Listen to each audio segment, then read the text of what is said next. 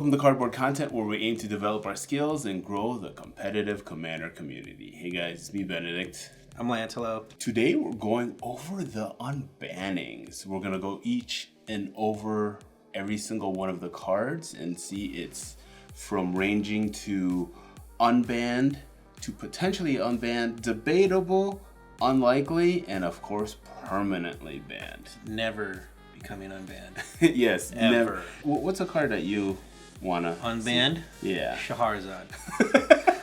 We're gonna have a biased review because we do primarily play competitive Commander. We'll have this list for you guys to look at afterwards if you guys wanna do your own list.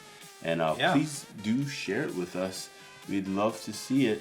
If you think our bannings are wrong or our unbannings are wrong, if you think our opinion's wrong, let us know, man. Yeah, comment down below.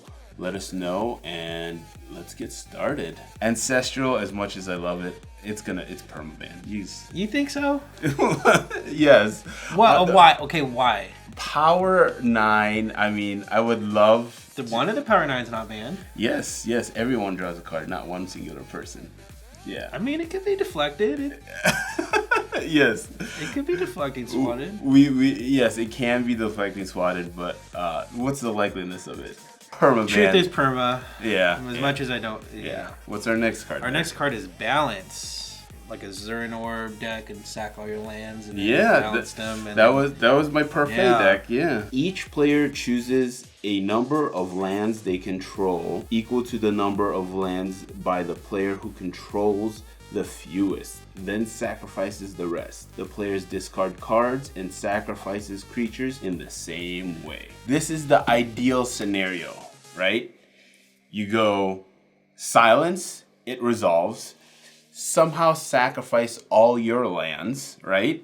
And your one creature, I guess. And then you keep one card in your hand, which is probably going to be a mana source. And then you cast Balance. You have no lands. Everyone sacrifices all their lands. Then you play your one land, and then you pass the turn. It's safe to say Balance isn't balanced. No. Okay. It's going to be a perma-banned, unfortunately. We both agree this is a perma. We're moving this to perma. Biorhythm. I think this is actually going to be unbanned. So Biorhythm reads, each player's life total becomes the number of creatures he or she controls. Yes, 100%. You think so? Yes, 100%. Well, okay, so why do you think it was banned in the first place? Well, from what the RC said, in 8 mana sorcery, Biorhythm can appear to deck builders as fair, funny haymakers. But the reality is, it's disappointing twist to the game, ignoring the previous wipe to 100 life of the board, wrath effects, core elements of the casual metagames, and most Biorhythm results in accidental elimination of players than a strategic payoff. This is from a CDH mindset, right? You have somehow they're able to kill all your creatures and then have one creature and then cast this. I feel like they deserve to win. I want to lean towards unbanned. Yes. I'm heavily leaning towards unbanned. Unbanned. Moving this up to unbanned. All right, I remember this card back in the day. Braids, Cabal, Minion. Yep. Did you ever have to play against this one-on-one where they played it on the first turn with like a? No, it was me that was playing. Was that you? Okay. It was me that was. You caused the trauma. At the beginning of each player's upkeep, that player sacrifices an artifact, creature, or land. If you can land this early, I can see it being oppressive, but not impossible to get over. But outside of the CDH perspective, I can see why this is gonna probably be unlikely to be banned. Yeah. Right? Well, is it unlikely or perma-banned? I'm unlikely. Okay, yeah, same thing. I am unlikely. Yeah, I agree. Unlikely. Yeah. Moving this up to unlikely. All right, so what does this card do? Never heard of this card. Never seen this card, never heard of it. What does this card do? Everyone knows if you... I mean, people who even don't know Magic know, like, oh, do you have a Black Lotus or I have people come into the game and say, "Oh yeah, I had 5 Black Lotuses." I mean, everyone knows it's BS. You don't have 5 Black Lotuses. You don't have a retirement fund. Maybe you do. I don't know. Maybe you're. You know who does have 5 Black Lotuses? I know. I know a person that has pages of them. Jeweled Lotus was already, on the chopping block or already being looked at. Then Black Lotus is just, it's not even given a second thought. Right? Yes, 100%. It's more than just a cost adventure. Even if it's a proxy-friendly tournament and you got Black Lotuses, it's still way too strong in every other sense. Yeah, no. It's perma. This is a quick to perma. All right, next card is Chanel number 5. Chanel Everyone's number 5. favorite perfume. Yes. Card is Channel, costs 2 green. Until end of turn, anytime you could activate a mana ability, you may pay 1 life. If you do, add Colorless to your mana pool. With a life pool of 40, you have essentially a mana pool of 39 Colorless. Is that fair to say? During your turn. During your turn, if this resolves, yeah? Yeah. Okay. I'm probably going to say this is a perma. Yes, it is. People are already mad about, Adnaz, right? Life as a resource, drawing a bunch of cards. Now, if your life is just mana, that's like starting with 40 mana on the first turn. How crazy is that? Yeah, land, Elvis Spirit Guide, Channel. Yeah. Yeah. No, this is going to stay perma, unfortunately. Yeah. Moving that to perma. Next card is a fun card, but I don't see it becoming unbanned. It's Chaos Orb. Right? It says, pay 1, flip Chaos Orb onto the playing area from a height of at least 1 foot. What if you live in a metric country? Okay. Chaos Orb must turn completely over at least once, or it is discarded with no effect. Sideways or? Yeah, either or. Either or, okay. Either or. When Chaos Orb lands, any cards in play that it touches are destroyed, as is Chaos Orb. Man, that wording from back in the day is a mouthful.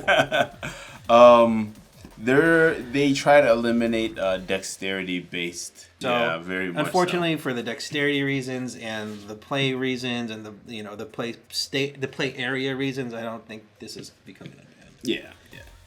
Ooh, this one. You can read this one. Coalition Victory. I mean, this is probably the number 1 card that people want unbanned, right?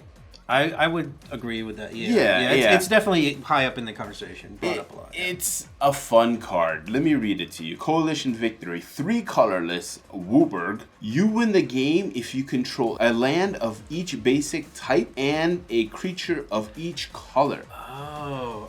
Okay, so when I first heard Coalition Victory, I thought you just needed a land of each type. I didn't also know you needed a creature of each color. Yes. And then I thought it was only Wooburg, not 3 Wooburg. Which is like, dude, just unban this. It costs 8. It's a sorcery. Okay, that's on the stack. Let me cast the swords. Kill your white creature. This is a fun card. Why punish somebody if they have all these permanents in play? They went to the effort of putting a land of each type. I mean, let's be honest. There's cards now. The Leyline Guild Pact makes it a lot easier. True, yeah. But they still need 8 mana. I'm going to say this is unbanned. I think I'll agree. I think this is Dockside Extortionist. Everyone knows what this guy does. In this current meta for CEDH, what would you say is the powerhouse card? The powerhouse card? Yeah, the card that everyone plays and people want it unbanned, or people want it banned, I should say. Ristic Study. All right. Yeah, straight first comes to mind. Isn't it easier to pay Ristic Study if you have mana? People who have the mana still don't pay Ristic Study. Well, no. I'm just saying, isn't it easier for you to pay Ristic Study if you have mana? It is. Yeah. But it doesn't mean you'll pay. I mean, having Dockside there gives you access. People are hating the Ristic Study meta right now. Yeah. And that came from the banning of this creature. So you think this was this meta is a result of the banning of this card? I want to say it was one of them. Yes, it was one of them.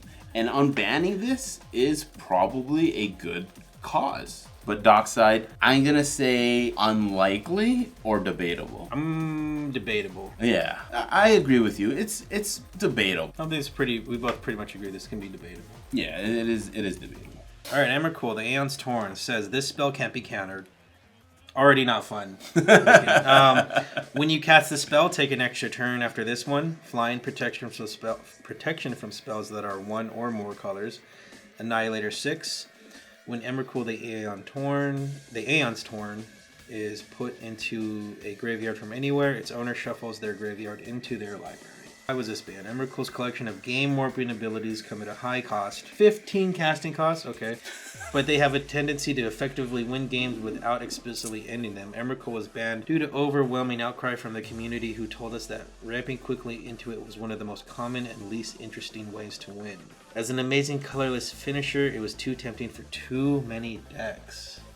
Prospectively, this is very difficult. You can't swords it, right? No. The only thing that you can do is board wipe the entire, or bounce it back to someone's hand. Well, with a colorless spell, or overloaded Cycryph. Yeah. Where would you say this belongs? Potential? I was gonna say debatable, but who are the? Is it just? I mean, it could be either. I see it as potential, just because it's like.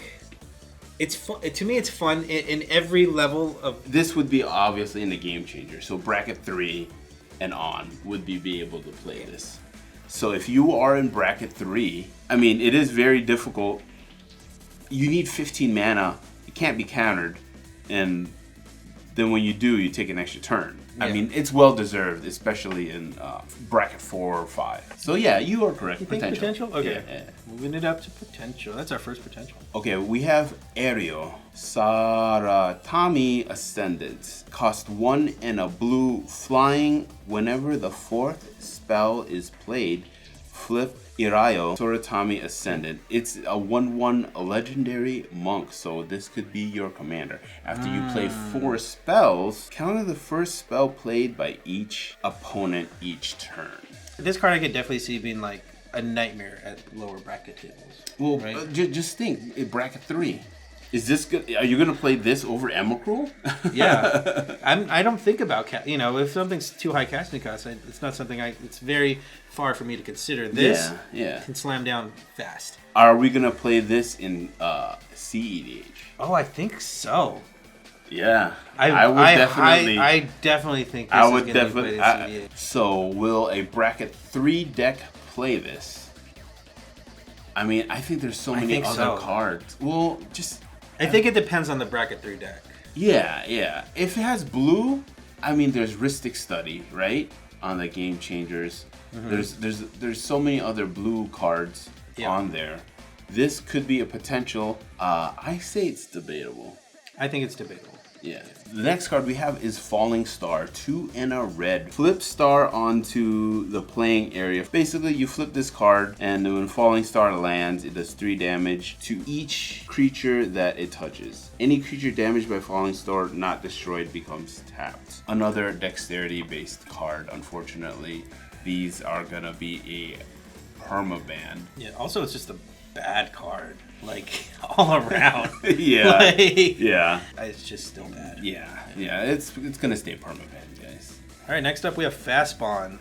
It's an enchantment, 1 green. You may put as many lands into play as you want each turn. Fastbond does 1 damage to you for every land beyond the first that you play in a single turn. This was a potential for the events they were trying to... Oh, right, yeah. There's a moment in time where they talked about, like, we're going to allow Fastbond right, to be used in these tournaments. I think it's a potential. I do too. Yeah. From a casual bracket 3 perspective, you have 3 game changers in your green.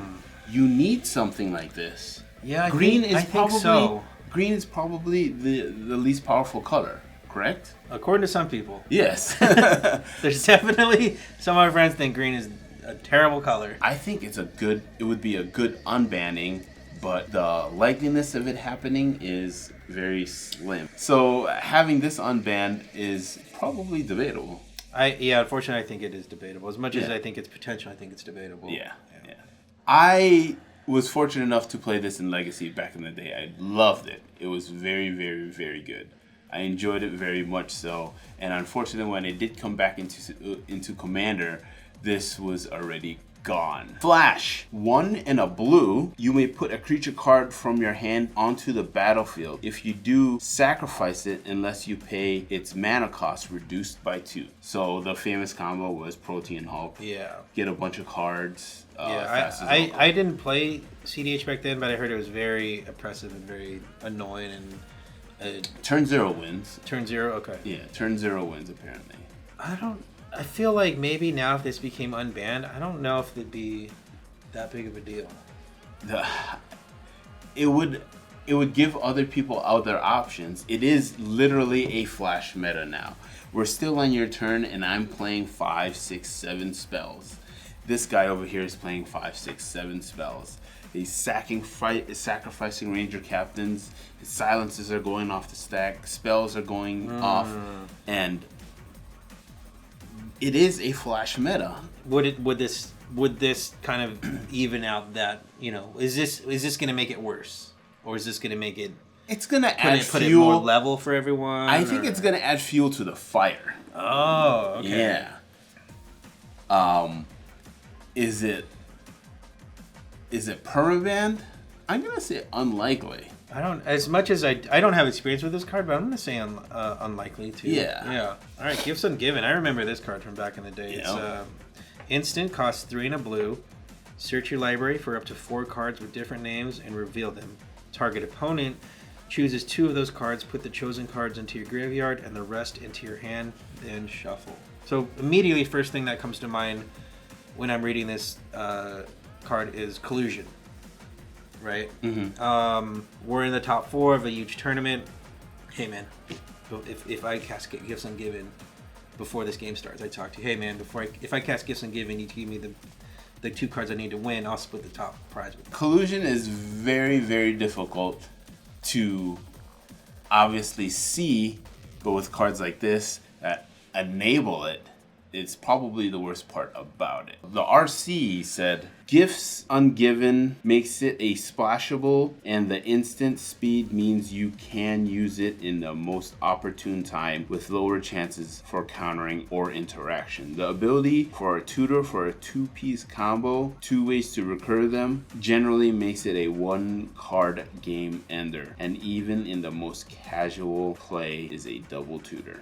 True. From a casual standpoint, bracket 3. Now you got Emrakul, you got Erayo, and you got Fastbond. Are you going to play Gifts Ungiven? You can only play 3 cards. What's the difference between this card and Intuition? Intuition's right? 1 cheaper. It's 1 cheaper. Yeah. You get 1 less card. Yeah. So if Intuition's not banned, why is this card still banned? Right? Is it because it's 1 more card? They're both instants.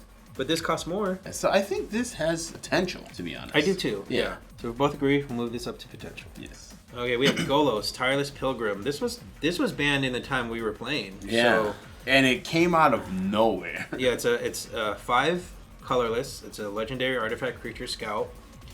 When Golos, Tireless Pilgrim, enters the battlefield, he may search your library for a land card. Put that card onto the battlefield. Tap, then shuffle your library. Then it has an ability, Wooburg 2. Exile the top 3 cards of your library. You may play them this turn without paying their mana cost. That's pretty good. Yeah, it is good.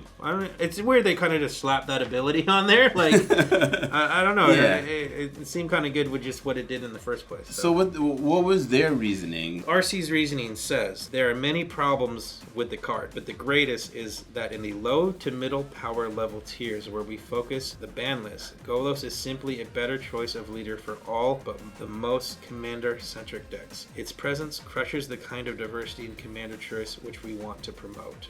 The RC's main take on this was on the lower tier. Yeah, and that I think that's a fair assessment. I think on the lower. But now since we have the game changer list, bracket 1 and bracket 2, this is still banned.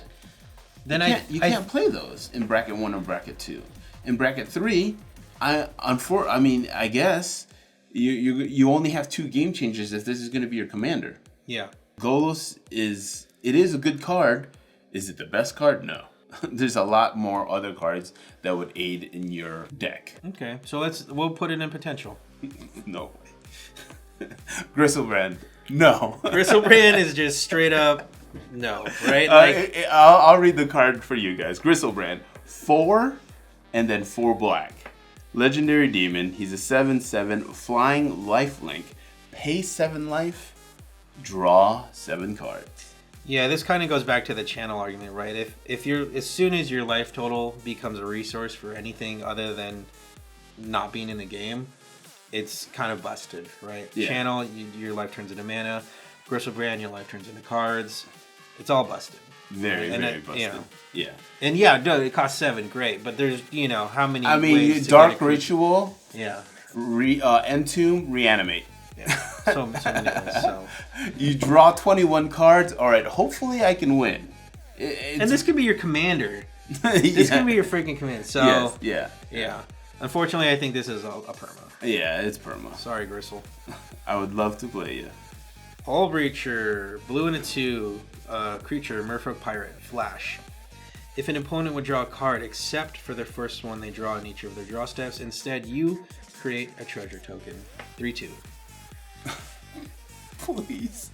I want this to be unbanned because I want to experience what it was like to play in CDH. You don't remember? I kind of came into CDH right as this became banned. Got to play this a few times. It was when it came out, I saw it, I'm like, wow, this card is very good. Yeah. And then I got to play it. Oh my gosh. Imagine flashing in a Smothering Titan when people cast a wheel and then them not even drawing cards. You just get treasures. Yeah. It was very, very good. But back to the argument of Rhystic Study. This is a great counter to that. This would, well, Rhystic's a May, right? Yes, and they're not drawing cards anymore. Yeah, that is true. And I'm not getting treasures. So they do check each other in a way that Rhystic's not forcing the draw, letting you make a treasure. Yeah. Right? So they'll deny the draw, you won't get the treasure. Yeah. It is kind of a balancing in a way. Balancing in towards that, but now blue gets another powerful card. Is it balancing there? That is the #1 drawback to this. It almost like should have this been a white card or something? Man, you know what I mean? Yeah.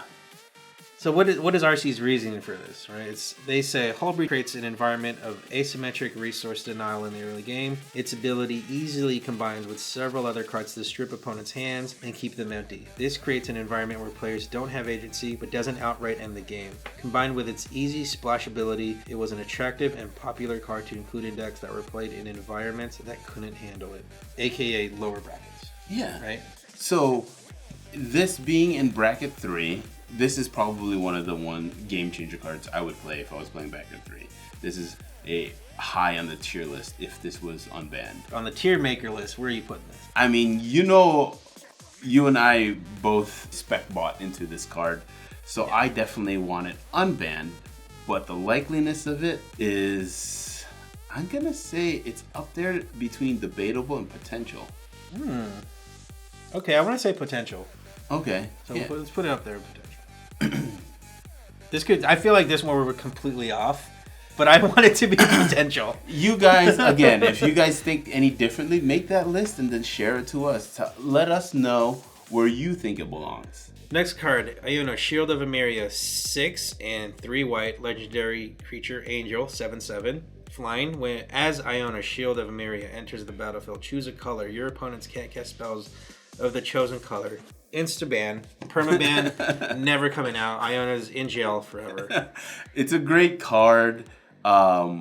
It's just gonna stop a lot of, even in competitive Commander. Yeah, it'll just stop people from being able to play the game. And it's not even you. Players can't play spells, can't cast spells of the chosen color. It's your opponents. Yes. Right. Even if I said white, I'm still playing all my white cards, and you're not. Right. Yeah. Monocolored decks. Don't ever come near this table if you see an Iona. You know what I mean? Like, on all levels. It's a 2-card combo, though, right? They need Pater Servant, so I think I'm gonna go perma. Okay. If you want, I could put it unlikely if you want it. I think it's perma also. I would love it to be unlikely, but Jeweled Lotus. If you're watching this video, you should know what this card is. If you don't, welcome to Commander. Jeweled Lotus costs 0. Sacrifice Jeweled Lotus, add 3 mana of any one color. Spend this mana to cast your commander. So this is a Black Lotus for your commander. Why this was banned? Jeweled Lotus accelerates big commanders, but also accelerates 4 to 5 mana commanders even more, and those have become increasingly powerful since 2020, often drawing cards or otherwise yielding value. They offset the disadvantage of Lotus, which contributes to explosive starts, which are difficult to catch up with. I think this has the same problem as like Sisay decks, right? Wizards is always going to print legendary creatures. They're never going to not print sets that have good legendary creatures. Decks like Sisay are always going to get better, right? Commander-centric decks. So this, as long as they print more and more powerful commanders, Jeweled Lotus becomes a more and more powerful card. You only have 3 game changers if you're going to play bracket 3, and bracket 4 and 5 don't care. Yeah. Everyone's going to play it. There's decks that are not played anymore. Niv Mizzet, off the top of my head, is one. Yeah, got really gutted. It got really gutted. It cost 6 colored pips. And this assisted the deck in being able to be playable. Yeah. Not even top tier, just playable. Yeah. The Wizards RC did a good job with this bracket list in being able to allow players, if you think this card is very oppressive, there's a set space for you. Yeah. Or rule 0 it. So I think this is a unbannable card. Okay, we'll move it up to unbannable. Karakas, legendary land. Tap, add white. So, always good. Tap, return target legendary creature to its owner's hand. Yeah, super not getting off the ban list. Hey man, I just blew my Jeweled Lotus, my Mana Rocks, my Lotus Petal, a bunch of rituals. I'm going to cast my commander. Slam down that Karakas, bounce it up to your hand, get off my table. You don't belong in this bracket. You can't counter the card either, right? So I mean, unfortunately, Karakas, there's not much to be said. There's not a lot of argument that this is ever going to come up, especially in a format where you always have to be able to, you're supposed to always have access to cast your commander and put it into play. Yeah. If something as easy as a land can make that undone, no, it's not going to happen. It's very perma. All right, next one. Leovold, Emissary of Trust, Sultai. Legendary creature, Elf Advisor. Each opponent can't draw more than 1 card each turn. Whenever you or a permanent you control becomes the target of a spell or ability an opponent controls, you may draw a card. It's a 3/3. Question. Did you play when this was legal? No, but you remember I bought it? You did? Yeah. You bought it? I bought it. When did you buy it? I bought it right when we came into the card and you were saying, isn't that bad? Maybe, considering where CDH is now, I don't know if this is like... Yeah, people hate it. Yeah. People absolutely hate it. But now I think, what does the RC say?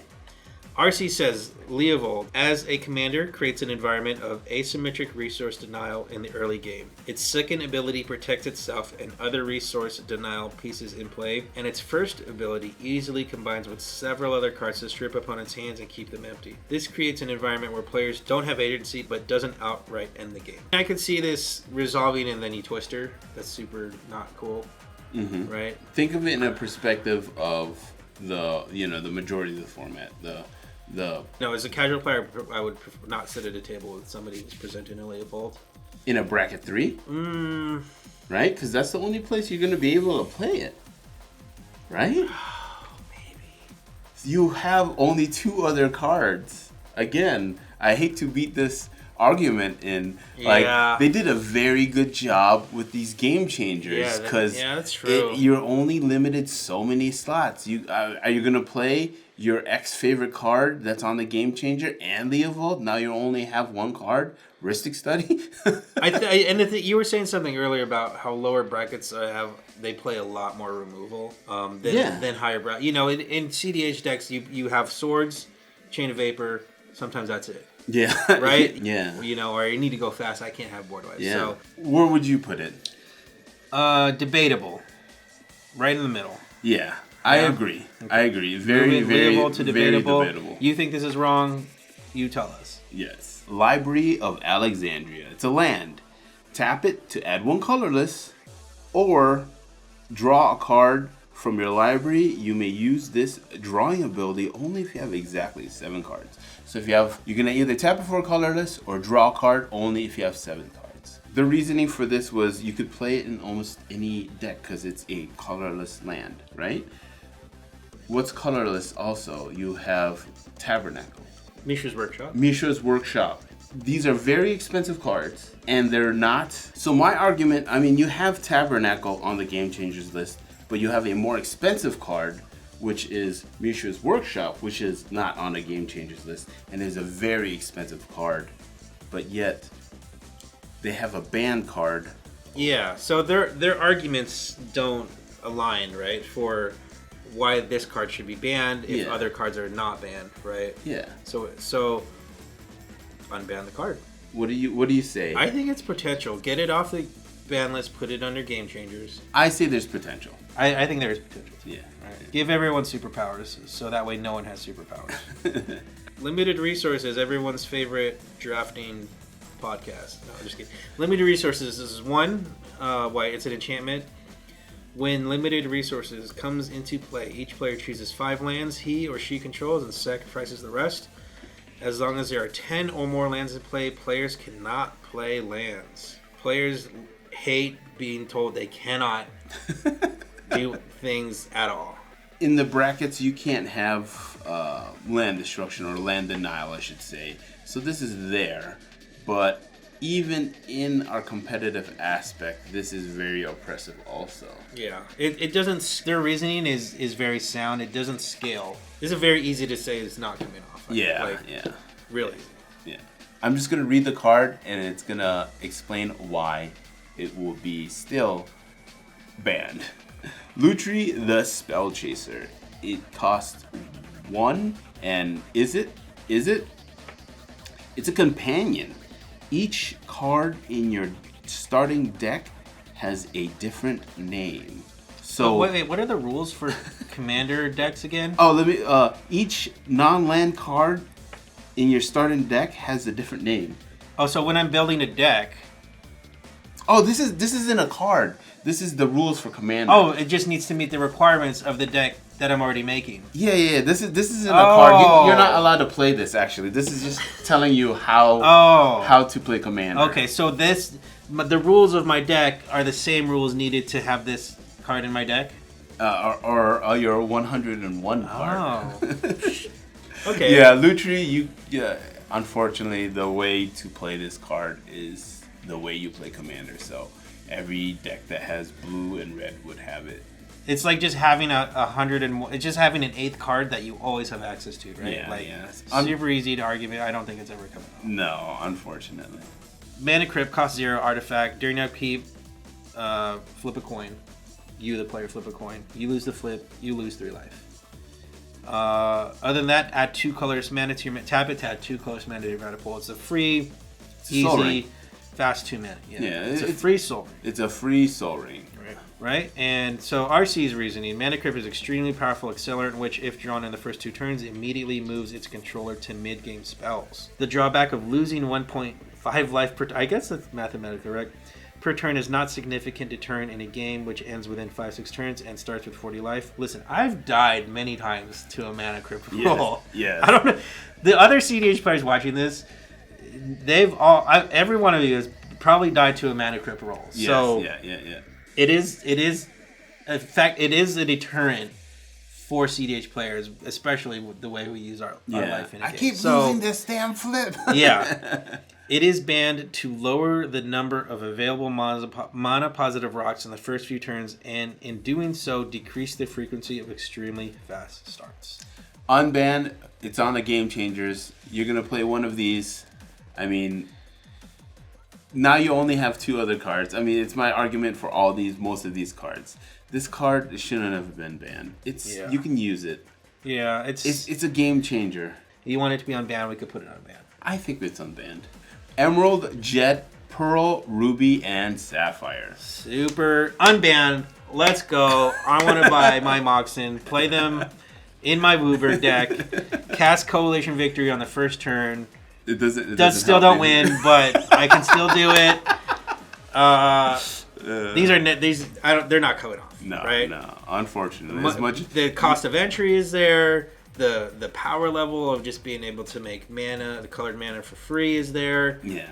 Wooburg decks would just run wild. Even any deck, right? It's an auto include in your deck, basically. Auto perma. As much as everyone here loves Mox, and they're all perma. Unfortunately, I'm sorry for everyone who has the power 9 and was hoping they'd be unbanned. I highly doubt it. This card, Nadu Winged Wisdom, a colorless, a green, a blue, legendary flying bird wizard. 3/4 creatures you control have, whenever this creature becomes a target of a spell or ability, reveal the top card of your library. If it's a land, put it onto the battlefield. Otherwise, put it onto your hand. Trigger this ability twice each turn. So this card isn't that powerful. We're just gonna move it up straight to unbanned. I think I agree. It should be unbanned. I don't know why it was ever banned in the first place. Just because my turns took 45 minutes. That's not my fault. It is my fault, but I was having fun. No, I understand people's arguments on why it was banned. The card was so fun, in my opinion. Super fun. The RC's reasoning was Nadu's inexpensive, popular color yields overwhelming resource advantage, even without building around it. Non-deterministic with little to fruitful interaction. It's non-deterministic. That was one of the reasonings. You know what's non-deterministic? Quirk. That's not banned. Flipping coins, maybe getting a win. I mean, in my opinion, if you haven't seen my meme, I think they're same. I would love for this to get unbanned.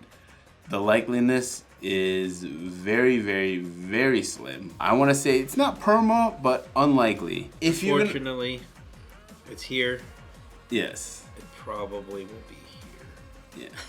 But it belongs up here. All right. Next we have Panoptic Mirror, cost 5, artifact, imprint X, and tap. You may remove an instant or sorcery card with converted mana cost X in your hand from the game. At the beginning of your upkeep, you may copy an imprinted instant or sorcery card and play the copy without paying its mana cost. There's no way this can be abused, right? Like, you can't take infinite turns. Yeah, there's no. Who would do that? I mean, who would think about take an extra turn card on here and casting it for free every turn? They have brackets. This will be on a game changer list if it does get unbanned. And are you going to play this over all these other cards? Say Nadu, Flash, and Panoptic Mirror, so you're not going to play Mana Crypt? I mean... I don't know. Right? Yeah. There's your all... Bracket 3 is the only bracket that's going to be potentially looking at these cards. And 5 mana is a lot in CEDH. I mean, I'd rather cast an Adnaz. True. Yeah. Yeah. I mean, if you have the other combo piece to go with it, right? You need 5 mana and then a time warp. Well, you need 5 to cast it, and then you need 5 to imprint. You kind of need 10 to start this off. You need the 5 to cast it. Then you need, when it hits the board, if it does hit the board, you need to pay the imprint cost, which is usually 5 for an extra turn spell, and then to imprint it. Yeah. Right. 10 to get infinite turns, in a sense, win. Same argument for Biorhythm. Same argument for Coalition Victory. They cost 8. This costs 10. It's a potential 2-card combo. You need 10 mana to kick it off. I think it's unbannable, especially if Bracket 3 is worrying about this. There's other cards. Yeah. I mean, if Dockside gets unbanned, you're gonna put Dockside in your deck. Yeah, right. I think this is potential or unbanned. I'm gonna say unbanned. Unbanned, okay. Yeah. Paradox Engine. It costs 5. It's a legendary artifact. Whenever you cast a spell, untap all non-land permanents you control. I bought this with Leo. Again, there's no way anyone could abuse this, right? I bought this card with Leo. Did you? You just bought like. You must have been like the first guy who was like, nobody thought of these combos in CDH before. I was like, whoa, this card's good. I'm gonna get it. This card's good. Yeah. Like, real good. Very good. Even if this was your one game changer card, that's all you need. Yeah. And so I think it's super cool. I think it's a fun card. I just don't think it's ever going to be unbanned. It's unlikely. You think it's unlikely? I think it's perma. I think it's unlikely. Okay, we'll move it to unlikely, which gives it a chance of being unbanned. Everyone's favorite modern legacy, creature, right? Primeval Titan, 4 and 2 green creature, giant. It's not a Titan. Yeah. Don't Cavern of Souls us and say Titan. 6/6 giant creature. It's a giant trample. Whenever Primeval Titan enters the battlefield or attacks, you may search your library for up to 2 land cards. Put them onto the battlefield tapped, then shuffle your library. Land cards. I'm going to bring in my Tolarian Academy and my Caracas, and you're done. You're never casting your commander again. All my artifacts are making me blue mana. I don't know why this was banned. In a format where 6 mana spells are par for the course. Okay, I'm going to keep going. A card which tutors for any non-basic lands and then demands an immediate answer to prevent its owner from further accelerating from mid to end game is problematic. Even if it's removed immediately, the lands it gets are hard to interact with. The result is that it decides, but not ends, the game frequently, and when it doesn't, will often become the focal point for the rest of the game as players fight over it. We want Commander games to be decided by who casts the best big spells, and Prime Time easily tips those scales. Like, you're only limited so many cards. Maybe in your mono green deck, bracket 3 deck, you would have this potential. But I don't think it's an issue. I think it's unbannable. Yeah, I think it's unbannable. Yeah. And keep it as a game changers card, right? Yeah, unbannable, keep it as a game changer. Definitely. I'm moving this buddy up to unbanned. All right, Primeval Giant, come join the team. Prophet of Krufix, 3 green and a blue. Creature, human wizard. Untap all creatures and lands you control during other players' untap step. You may cast creature cards as though they had flash. It's a 2/3. Unfortunately, I never got to play this card. I didn't either. It's not a commander. This is in Kinnon's colors, though, right? This is very... Yeah, Kinnon is probably salivating. Well, you can't get this with Kinnon. No, you can't. Yeah. Yeah, because it's a human. Yeah. But it's still good. I think it's still pretty... I don't know. I think this can be unbanned, and I think it's one of those cards that should be on a Game Changers list, and I don't know if it's really that crazy. So I think it is a potential. Okay, yeah. I can agree with that. Yeah. We'll put that up to potential. Recurring Nightmare. Ooh, I had Recurring Nightmares of this card back in the day. Right? Yeah. It's Recurring Nightmare. It's a black and 2 enchantment. Sack a creature, return Recurring Nightmare to owner's hand. Makes this really hard to kill already, right? Yeah. So yeah. And then so its effect is put target creature card from your graveyard into play. Play this ability as a sorcery. Oh. We have a card like this. Is every single deck playing it? Chthonian Nightmare or something Chthonian. Yeah. Who's playing that right now? I mean, when it first came out, it was being slightly played in some decks. Outside of counter magic, it's nearly impossible to stop this card from doing its thing once it gets going, because returning it to its owner's hand is part of the cost of activating its ability. If your graveyard is sufficiently stocked, it's entirely possible that once you draw a Recurring Nightmare, it is the only spell you want to play for the rest of the game. I mean, I can see it. Sound reasoning. Very, very sound reasoning. On your turn, you cast it. There's a creature in your graveyard. Yeah, so the stack wise or priority wise, you cast it resolves, you have priority. Still, yeah. Right? Yeah. So even if it's on the board and because it has just resolved and you're the one who has priority, you're gonna get the effect is probably gonna happen. I don't know. CEDH perspective, how do you stop this? You counter it, right? Yeah. You have to interact with it on the stack. Yeah, you just kind of on a lower tier, on a bracket list. Bajuka Bob, just get rid of the graveyard. Okay. They can't even counter that. You play a land and then they don't have anything, right? If that guy's loading up creatures in his graveyard. If you're playing Bajuka Bog, what if I'm not playing a black deck? There's Tormod's Crypt.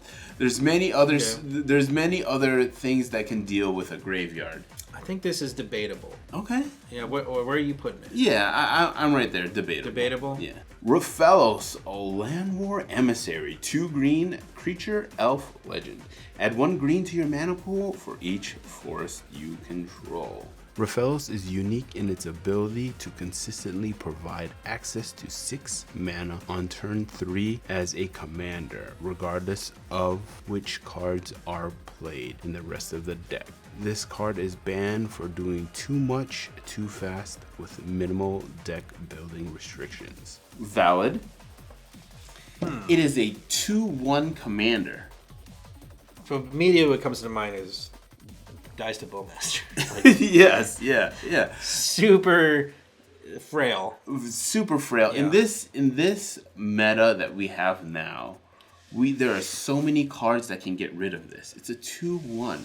Yes, elf decks will play it. My perspective, a Gaea's Cradle is more powerful. Yeah. Because you're going to have more creatures than forests. Yeah. I mean, I guess, are you going to worry about this in bracket 3? If that mono green deck has 5 lands or 3 lands?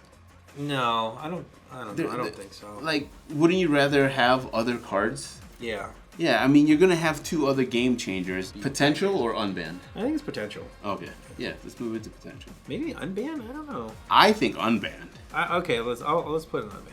Next card, Shahrazad. This should be unbanned. No, yeah. Sub games, there's already, like, games of Magic can already be ridiculously long. Like, ridiculously long. Creating games within games is not conducive to, like, finishing a game in a respectable amount of time. Yeah, so Perma, unfortunately. Sundering Titan cost 8. Artifact creature Golem. When Sundering Titan enters the battlefield or leaves the battlefield, choose a land of each basic land type, then destroy those. I already know. Land destruction. They don't like it. The RC doesn't like it. Yeah. But they did a good job with, again, the brackets. No mass land destruction. Now, my question is, in bracket 4 or 5, are you worrying about this? No. All right. Absolutely not. Yeah. So I think this is potential. I think it's potential too. As far as like CDH is concerned, potential. Same card as other cards. Put on the game changers. Keep an eye on it. I think it's potential. I don't think it's that oppressive really. Yeah. Sway the Stars. It's 8. No. I don't even. Do I even need to go farther? It's not 8. It's 8 and 2 blue. Yeah. Do I need to go? Okay, I'll keep going. It's a sorcery. Each player shuffles his or her hand, graveyard, and permanents he or she owns into his or her library.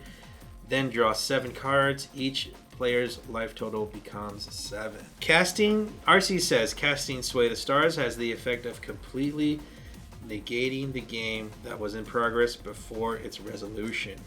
Sway adds time to the game and takes away action. You might as well shuffle up and play a new game.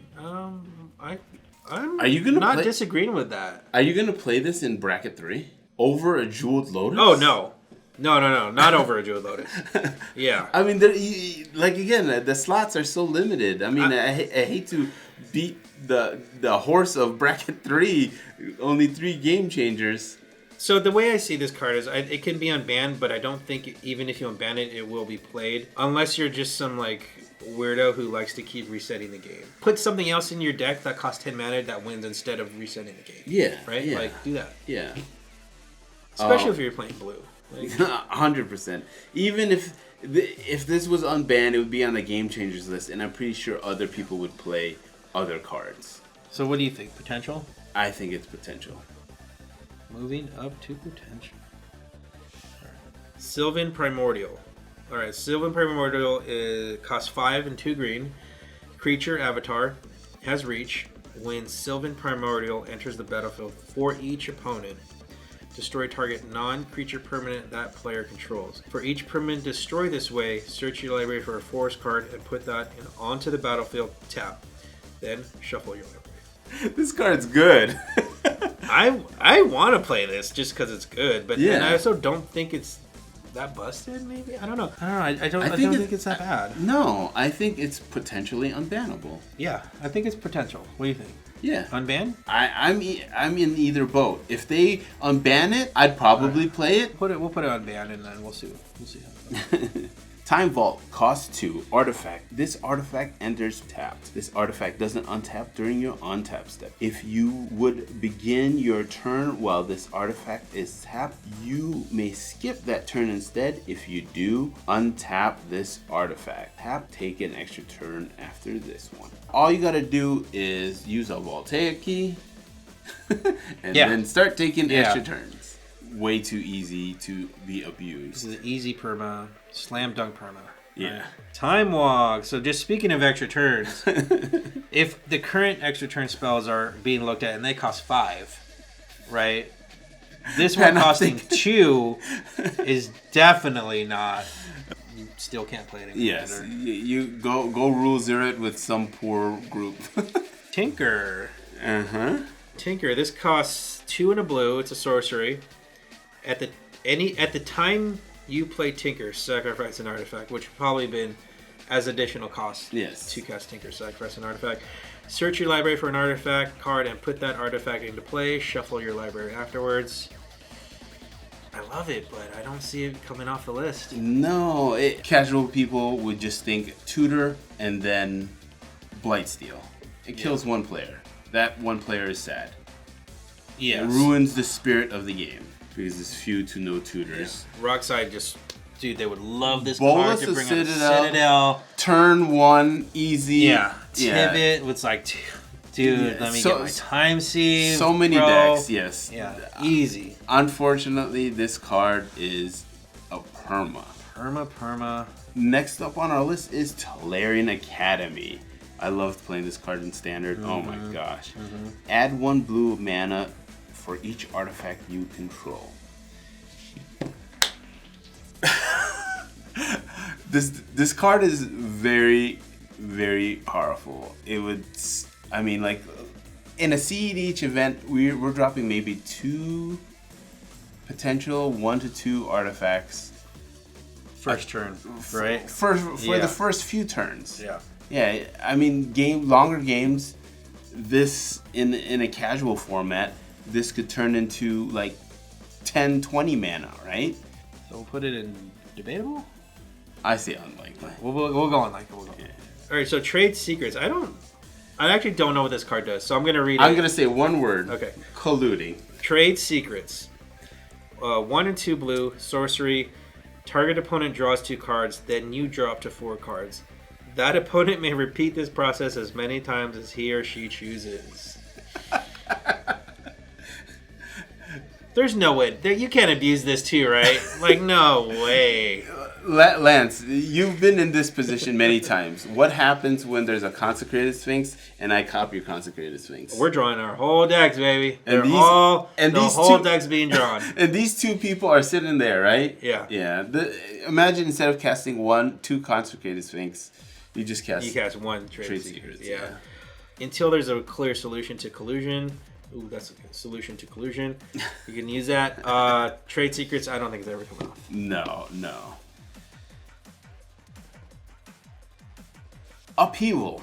4, 2 blue, sorcery, return all permanents to owner's hand. Unfortunately, this is conducive to 20-hour games. The same deal as like Shahrazad or the other cards that just extend the game for like Sway the Stars. Well, Sway the Stars, my argument with that is your life total is 7. Imagine in an Is It deck that I play Burn. My objective is just to get you to 7 life. 21 damage is easy. That's like playing 1v1. Yeah. But Upheaval. I think just for the sake of time, I don't think it's going to come off of being banned. Yeah, I think it's unlikely. I don't think it's a perma-banned, but I think it's very unlikely. Yeah. All right, next card we have a Yawgmoth's Bargain. This is 4 and 2 black enchantment. Skip your draw step. Dude, you have to skip your draw step. Oh, the card's not good. Its effect, its ability is pay 1 life, draw a card. It is the argument that if your life is equal to your resources and you could pay 1 to draw 1, then it shouldn't come off. Then yes, this shouldn't come off. So I agree. Yeah. Oh, you're right. Perma it is. Well, we'll check back after the 22nd and see. Yeah, if you watch this before the 22nd, let us know. If you watch it after and you're like, dude, you guys are idiots. Look how wrong you were. Tell us that too. Yeah. Or maybe we were exactly spot on how our calls are, right? Who knows? I would love for you guys to check out this list and share it with us on our social medias. We'll have the bracket list linked down below. Also down below is a subscribe, like, and share. Please do that. And you can also support the channel by subscribing to our Patreon. Like these cool guys. Tier 2 content consumers. Big Yoda, Marcus, Dylan, Troy, Rodrigo, and Gwendolyn. Next is our Tier 3 cardboard cutouts. We have Wong, Matt, Albert, and Joyner. Thank you guys for your support. If you would like to join Patreon, please head to patreon.com/cardboardcontent. See you guys next time for more bracket list content. We'll be back for the next unbanning. A year from now. Thanks, guys.